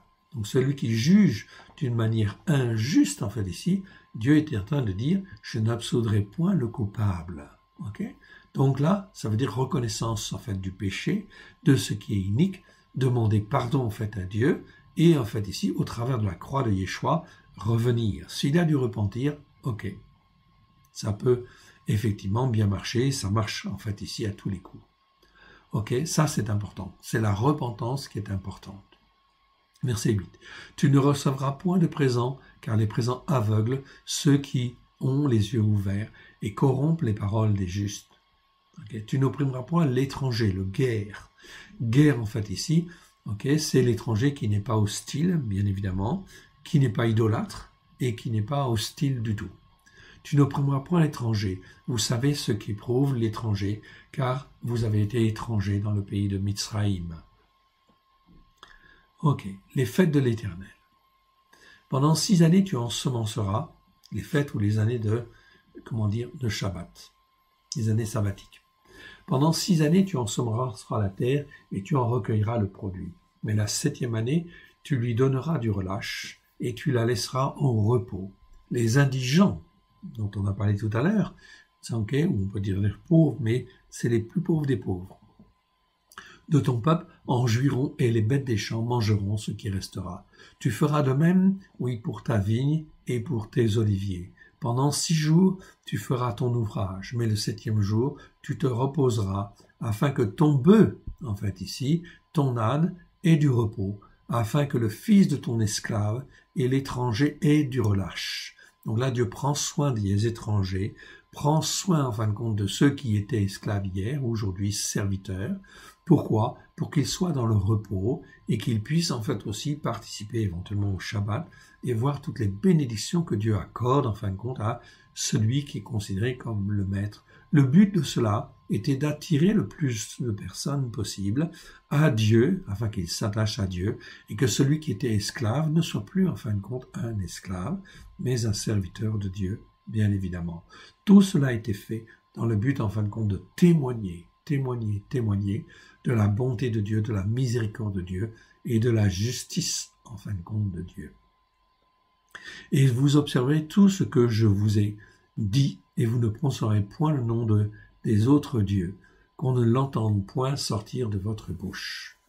Donc ici, on a parlé de l'année de Shemitah au verset 10. Pendant 6 années, tu ensemenceras la terre et tu en recueilleras le produit. On verra cela dans le Lévitique. Effectivement, tous les 6 ans, eh bien, on devait en fin de compte faire une année de relâche, c'est-à-dire on n'ensemence pas la terre et on la laisse pousser telle qu'elle est, etc. On la laisse se reposer afin que la terre puisse se régénérer en fait d'elle-même, ok, et que en fin de compte elle puisse produire en fait ensuite, donc sans spécialement d'engrais ou des choses comme cela. Donc ici la culture moderne, ça se fait pas comme ça. On ne respecte pas en fait ici les années de Shemitah. Les années de relâche. Donc, tous les 6 ans. Ça se faisait en terre d'Israël. Beaucoup de Juifs disent, dans la tradition, que cela n'est valable que pour, en fin de compte, ici, Israël, en terre d'Israël. Même lorsque les Juifs sont en diaspora, c'est-à-dire dispersés dans le monde, ils ne sont pas tenus de respecter ces règles-là. Ok, moi je dirais pas ça, je n'affirmerai pas ça. Je dirais simplement que si vous avez une propriété, en fait ici, vous pouvez en fin de compte faire aussi ce genre de choses, sachant que l'année en fin de compte du relâche, aujourd'hui, personne ne sait quand est-ce que c'est au juste. La tradition juive a son interprétation, mais de toute façon, elle n'est pas juste, parce que dans ce calcul-là, on ne tient pas compte des années de jubilé non plus, qui décalent forcément en fait les choses, donc ça pose en fait un problème d'interprétation. Donc, on s'en référera à Jérusalem et effectivement à ce qui se fait à Jérusalem, principalement. Les principales fêtes à Jérusalem. 3 fois par année, tu célébreras des fêtes en l'honneur de l'Éternel, en mon honneur. Tu observeras la fête des pains sans levain. Ok, c'est au début de l'année, pendant 7 jours. au temps fixé, dans le mois des épis, tu mangeras des pains sans levain, comme je t'en ai donné l'ordre, car c'est dans ce mois que tu es sorti de Mizraïm, et l'on ne se présentera point à vide devant ma face. Donc là, lors de cette fête, on vient virtuellement avec une offrande, en plus de la dîme. Ok, la dîme c'est tous les mois, ok, mais là on vient avec une offrande. C'est très important de faire ces offrandes. Je vous assure, en fin de compte, c'est très important. C'est des offrandes obligatoires quelque part. De montant, le montant, tu mets ce que tu veux, ce que tu as à cœur, ou ce que le Saint-Esprit te montre, mais il faut la faire. C'est très important. Tu observeras ensuite la fête de la moisson, c'est-à-dire la Pentecôte, des prémices de ton travail, de ce que tu auras semé dans les champs, et la fête de la récolte à la fin de l'année, c'est la fête de Sukkot, à la fin de l'année, quand tu recueilleras des champs, le fruit de ton travail. Donc c'est le moment, en fin de compte, des récoltes finales, ou de la vendange finale. Ça se fait, en fin de compte, au mois d'octobre la plupart du temps. 3 fois par année, donc il y a 3 fêtes principales qui ont lieu, en fait, à Jérusalem. Ici, il est dit, tous les mâles se présenteront devant le Seigneur l'Éternel. Et à l'époque, en Israël, tous les mâles, les hommes mâles, les mâles, eh bien, se présenteront devant l'Éternel. Le terme, en fait, ici, c'est Zarour, donc c'est bien les mâles, qui se présenteront devant l'Éternel, Tu n'offriras point avec du levain le sang de la victime sacrifiée en mon honneur, et sa graisse ne sera point gardée pendant la nuit jusqu'au matin. Elle devait être brûlée. Tout ce qui est sang devait sortir de la bête et la graisse. Tu apporteras à la maison de l'Éternel ton Élohim les prémices des premiers fruits de la terre, et tu ne feras point cuire un chevreau dans le lait de sa mère. Ok, donc ici, les prémices, c'est très important, c'est c'est juste après la fête de la Pâque. Ok, donc à cette fête-là, eh bien aujourd'hui, comme nous savons avec la résurrection de Christ, que la fête des prémices, c'est la fête de la résurrection, eh bien c'est donc très important, en fait ici, de venir avec une offrande. Et c'est la fête de la résurrection. Ok, on aura l'occasion d'en reparler. Et le verset se termine en disant « Tu ne feras point cuire un chevreau dans le lait de sa mère ». La tradition juive dit, en fait ici, au travers de ce verset, l'interprète en disant qu'on ne boira jamais du lait avec de la viande. C'est strictement interdit. Dans la tradition religieuse, dans la tradition rabbinique, c'est strictement interdit. Enfin, strictement interdit. L'interprétation des, karaïtes n'est pas celle-là. L'interprétation des karaïtes, des juifs karaïtes, est de dire, en fait ici, tu ne feras point cuire un chevreau dans le lait de sa mère, et de dire que tu ne dois pas, pendant qu'en fait le chevreau il allaite, tu ne dois pas le manger. Donc les agneaux de lait, les cochons, ça va de soi, c'est du cochon. Mais les agneaux de lait, et les agneaux qui sont en fait alimentés encore par la mère, ne doivent pas être mangés. Ça, c'est ce que Dieu dit en fait là. Donc ça, c'est l'interprétation karaïte, des juifs karaïtes. Tu ne feras point cuire un chevreau dans le lait de sa mère, alors qu'il est en train d'allaiter. Personnellement, je pense que c'est plutôt cette interprétation qui est la bonne. Je m'en réfère aussi à Abraham. Lorsqu'Abraham voit les 3 hommes dans Genèse 18 apparaître à l'horizon, c'est en fait une représentation de Dieu. En fait ici, 3 hommes sous la forme de 3 hommes. C'est donc en réalité le Père. C'est la parole de Dieu. Et c'est en fait le Saint-Esprit. En fait ici, l'Esprit de Dieu. Donc il y avait là Dieu, la parole de Dieu et l'Esprit de Dieu. Les 3 sont un. C'est une représentation de Dieu. Et lorsque Abraham vient, alors qu'il est enseigné dans les enseignements de la Torah, il vient avec du lait et en fin de compte, il vient avec de la viande, pour en fait offrir à ces 3 hommes. Donc je pense que l'interprétation des karaïtes est plus appropriée et plus juste. Mais ce n'est que mon interprétation en fait ici. Chacun est libre d'interpréter comme il convient. En fait ici, comme il convient, en essayant avec son cœur, son âme et sa conscience et le Saint-Esprit de faire ce qu'il y a de mieux devant le Seigneur. Donc ne rentrez pas dans des polémiques, ça ne sert à rien. Donc ça c'est très important aussi. On continue avec le verset en fait 20. Voici, j'envoie un ange devant toi pour te protéger sur la voie, pour te faire arriver au lieu que j'ai préparé. Donc, quel est cet ange? Ici, on l'a mis spécialement, en fait, en grand, parce que cet ange, en fait, ici, c'est malach, en fait, en hébreu, c'est aussi un envoyé, en fait, ici, ou un messager. Donc ici, voici, j'envoie un messager devant toi, ou j'envoie, en fait, ici, un ange, ou, comment dire, en fin de compte, ici, quelqu'un qui va guider, en fait, ici, ou un être spirituel qui est là. C'est en réalité, c'est Yeshua. Et on va le savoir, on va dans les versets suivants, où vous allez le comprendre.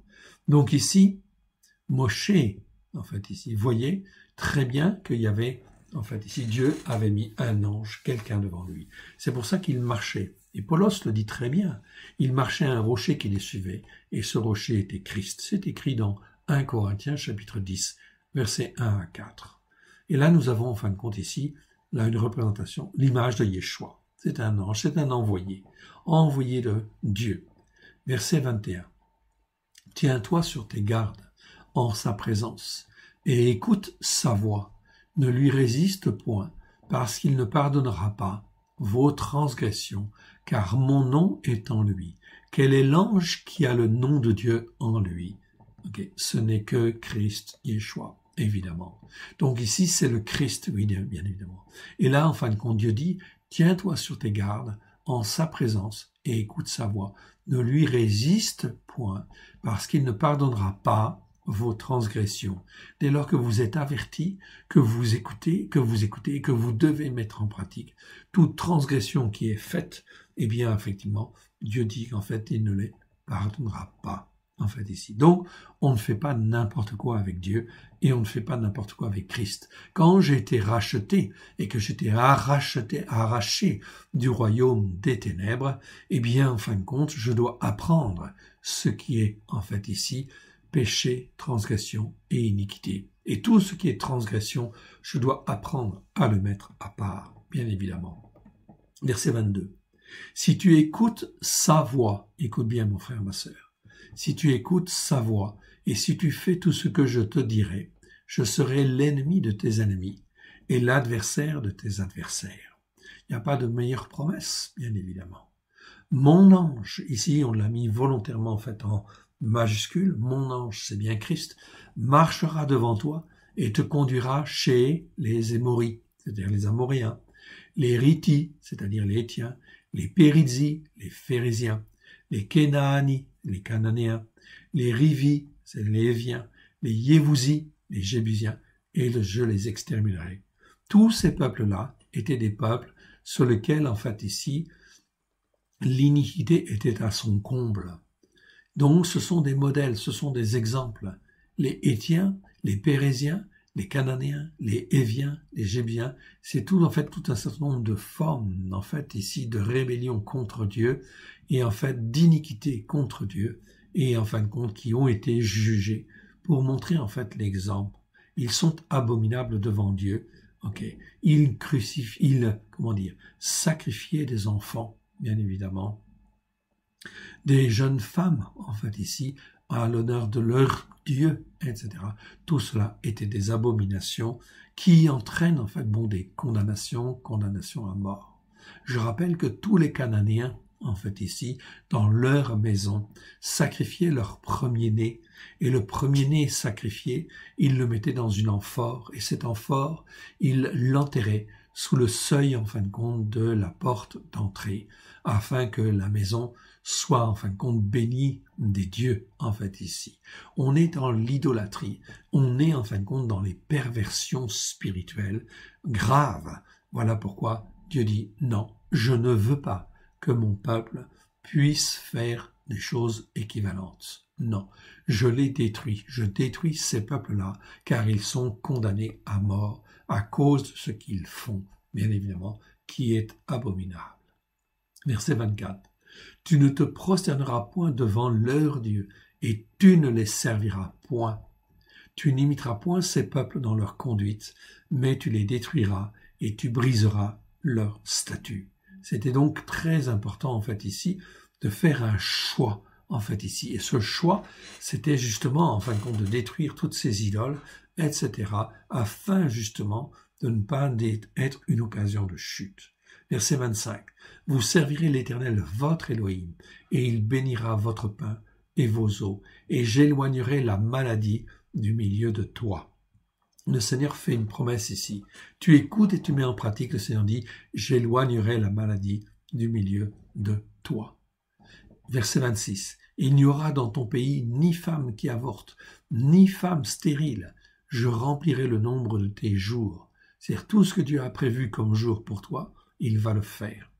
Verset 27. J'enverrai ma frayeur. Ici, c'est Emma. C'est pas le mot terreur. Terreur, c'est parade.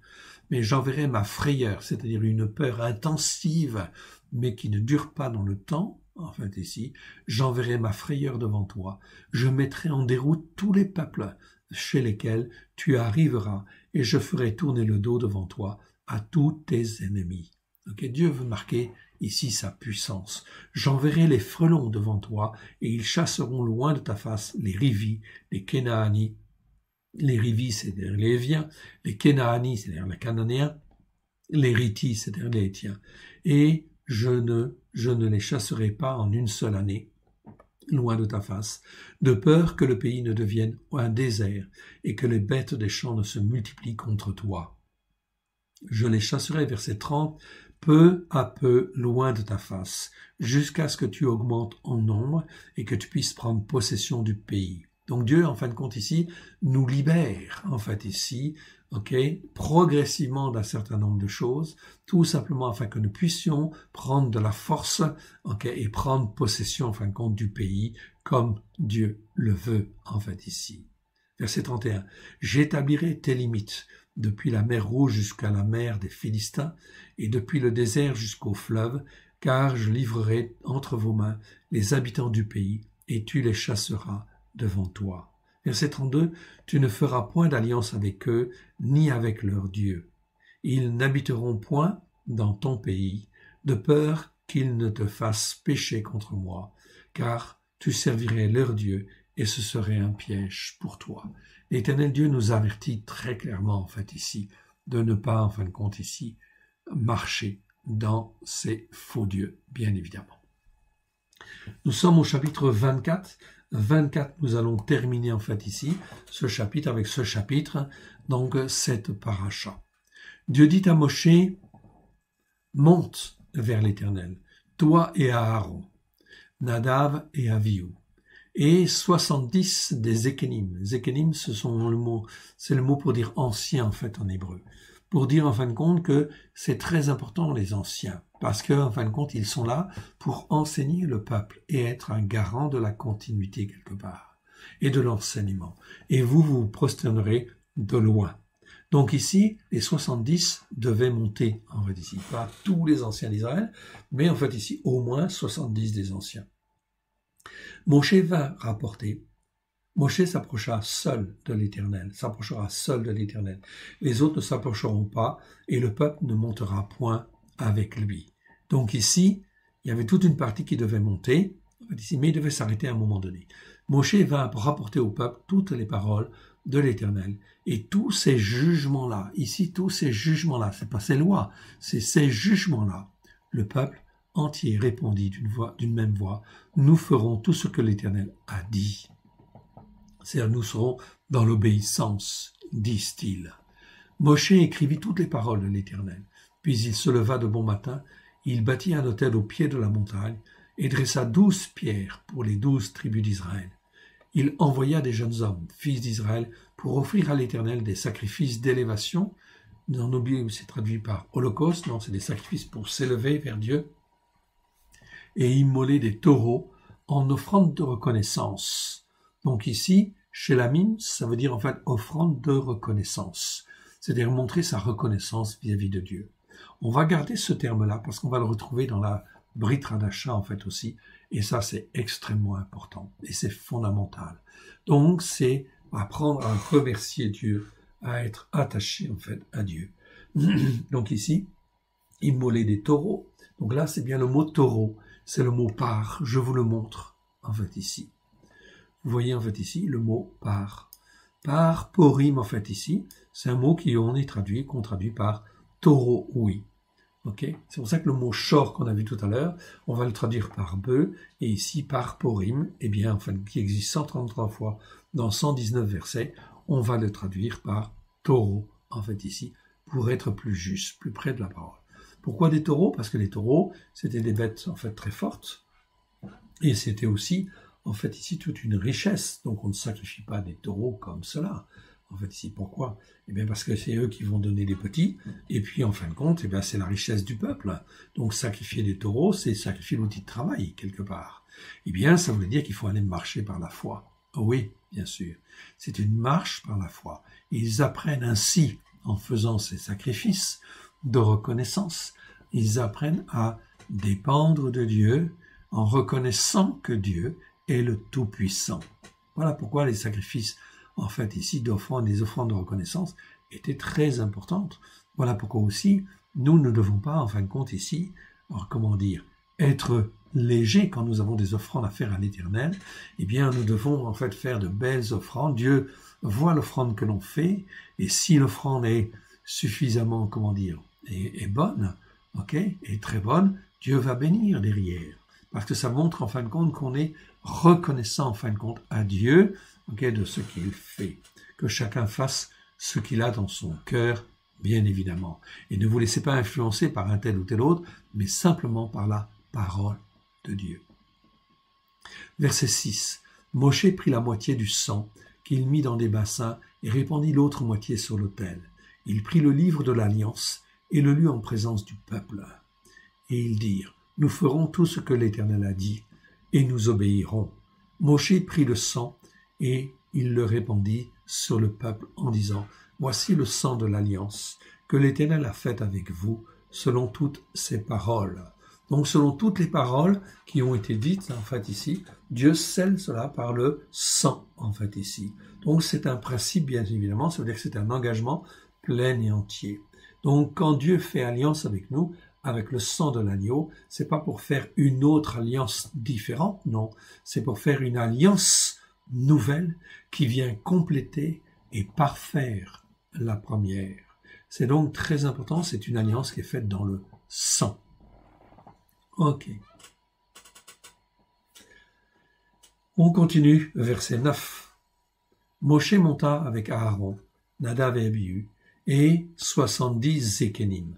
Donc 70 Zékénim, c'était donc très important, ce sont les anciens. Donc Zékénim, retenez bien ce mot-là, ok, donc vous allez voir dans la Brit Hadasha, on parle très souvent bien sûr des pharisiens, on parle des sadducéens, oui, on parle des scribes, mais on parle aussi des anciens. Et les anciens ont un rôle à jouer, un rôle très très très important qui n'est pas mis en évidence dans les traductions françaises que nous avons. Voilà pourquoi en fin de compte nous avons remis cela dans la pensée hébraïque. Eh bien c'est très important cette notion d'ancien, c'est fondamental. Vous le verrez dans la nouvelle traduction. Verset 10. Ils virent l'Élohim d'Israël. Sous ses pieds était donc là, en fait ici, Moshe, Aaron, Nadav, Avihu et les 70 anciens. Ils ont vu, ils virent l'Éternel, ils virent enfin l'Élohim d'Israël. Sous ses pieds était comme un ouvrage de saphir, transparent, comme le ciel lui-même dans sa pureté. Il n'étendit point la main sur l'élite des fils d'Israël, ils virent à Elohim et ils mangèrent et burent. Le texte hébreu dit bien ici, ils virent à Elohim, pas Elohim tout court. Ils virent à Elohim, le seul Dieu unique et vrai, et ils mangèrent et ils burent. Okay? Donc c'est vraiment une situation en fait tout à fait particulière. Ils ont vu. Le but, c'était de les marquer, en fait, ici, de marquer ces 70 afin que ce soit un moyen, un témoignage parmi tous les fils d'Israël, afin que Israël ne dérape pas, en fait, ici. Ok. En principe, c'était fait pour ça, mais ils ont dérapé quand même. La faute n'est pas à Dieu, car tout a été fait pour Dieu, par Dieu, pour que cela se passe bien, en fait, ici, si les cœurs sont disposés. On est bien d'accord, si les cœurs sont disposés. Verset 12. L'Éternel dit à Moshe, monte vers moi sur la montagne et reste là. Je te donnerai les tables de pierre, la Torah et les commandements que j'ai écrits pour leur instruction.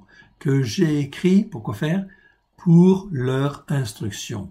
Ils marchent à un rocher qui les suivait, Christ. Ils viennent à la montagne du Sinaï. Ici, Dieu donne en fait ici les tables de pierre, la Torah et les commandements, non pas les ordonnances. C'est bien en fait ici le mot mitzvah, mitzvot. C'est donc bien les commandements que j'ai écrits. Pourquoi?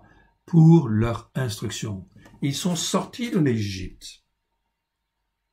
Ok? Ils suivent Christ, ok, dans le désert. Mais il faut qu'ils aient en fin de compte une Torah écrite. Pourquoi? Pour qu'ils puissent être enseignés. Pour leur instruction, c'est écrit en fait ici. Ok? C'est très clair. Et en fin de compte, il n'y a que les chrétiens de Constantin qui disent qu'on n'a pas besoin en fin de compte de la Torah pour être instruit. Si mon frère, ma sœur, tu as besoin de la Torah pour être inscrit, pour être instruit, mais avec grâce et vérité, au travers de Christ Yeshua, tel que Christ Yeshua était déjà là, en fait, hier. Oui, il était déjà là. Et les enfants d'Israël, eh bien, en fin de compte, se sont portés comme quoi? Ils avaient le cou raide et le cœur endurci. Et en fait, ils ont eu le cou raide et le cœur endurci. Dans le désert, ils se sont rebellés contre Dieu. Plus de 10 fois, en fait, ici, bien évidemment. Ok, donc, résultat des courses, ils sont morts dans le désert. Voilà pourquoi Paulos dit bien dans Galates chapitre 5, versets 19 à 21. Tu peux aller vérifier.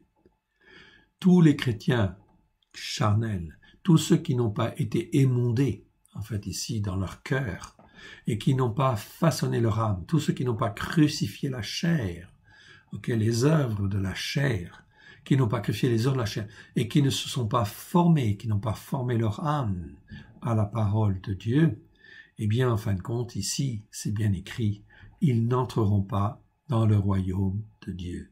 C'est Paulos qui le dit dans Galates chapitre 5, versets 19 à 21. Tu peux aller voir, tu peux vérifier.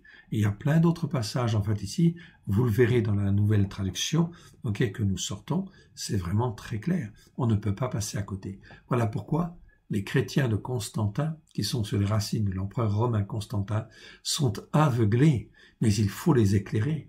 Mon frère, ma sœur, il faut que toi, tu sois un témoin, que tu dises, enfin, que non, ça c'est faux. Ici, ce que le Seigneur dit, c'est ça. Pour être façonné et instruit, il faut écouter la Torah, mais avec grâce et vérité. Ça, on est d'accord. Et tu pourras donner les versets. Tu les trouveras dans la nouvelle traduction. Comme il convient. Verset 13. Moshe se leva avec Yehoshua, qui le servait, et Moshe monta sur la montagne de Elohim. Il monta sur la montagne, non pas de Elohim, mais sur la montagne du seul Dieu unique et vrai, à Elohim. Verset 14. Il dit aux Ékénim, c'est-à-dire aux anciens, attendez ici jusqu'à ce que nous revenions auprès de vous. Voici Aaron et Our resteront avec vous. Si quelqu'un a un différend, c'est à eux qu'il s'adressera. Moshe monta sur la montagne, et la nuée couvrit la montagne. La gloire de l'Éternel reposa sur la montagne du Sinaï, et la nuée la couvrit pendant 6 jours. Le 7e jour, l'Éternel appela Moshe du milieu de la nuée. L'aspect de la gloire de l'Éternel était comme un feu dévorant sur le sommet de la montagne aux yeux des fils d'Israël. Moshe entra au milieu de la nuée. Il monta sur la montagne. Moshe demeura sur la montagne 40 jours et 40 nuits. Là, Dieu lui a donné toute la Torah écrite. Certainement que Dieu avait déjà donné un certain nombre de règles, un certain nombre de commandements, un certain nombre de lois. Mais ici, au cours de ces 40 jours et 40 nuits, Moshe a reçu toute la Torah, tous les écrits de la Torah. Il les a reçus afin que cette parole, il puisse en fin de compte la donner aux anciens, la donner aux enfants d'Israël, mais aussi qu'elle puisse être donnée aux nations, afin qu'elle puisse être aussi sanctifiée, purifiée. Car dans la Brit Hadasha, nous le voyons très bien au travers de Christ, au travers des disciples, au travers de Paulos en particulier aussi, etc., que toutes les promesses sont pour les Juifs, mais aussi pour tous les gens des nations qui croient en fin de compte, afin d'être un même peuple, entre Israël et les gens des nations, afin qu'ils soient un même peuple sur une même Torah, à la gloire de l'Éternel. Comment, en fait, les gens des nations et Israël peuvent-ils être assemblés en un seul peuple, mon frère, ma sœur, s'ils n'ont pas les mêmes lois? C'est impossible. Un petit peu de bon sens, ça nous montre en fait ici très clairement que la parole de Dieu est la vérité et qu'elle est valable. En fait ici, notamment la Torah est valable pour tout le monde, afin de la comprendre, de l'écouter et la mettre en pratique. Sinon, au travers de cette paracha, on est dans l'iniquité, des choses qui sont injustes. Que l'Éternel Dieu vous bénisse et vous garde. On va terminer par une petite prière. Merci Père très saint pour ta parole que tu nous as donnée. Nous la bénissons dans le précieux nom d'Yeshua.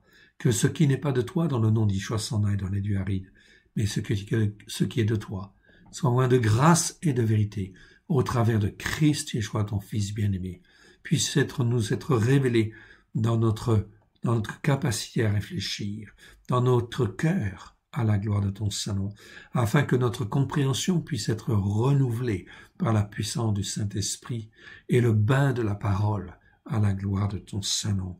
Oui, que nous puissions être renouvelés comme toi tu le veux à la gloire de ton Saint-Nom. Nous te rendons grâce dans le précieux nom de Yeshua, ton Fils bien-aimé.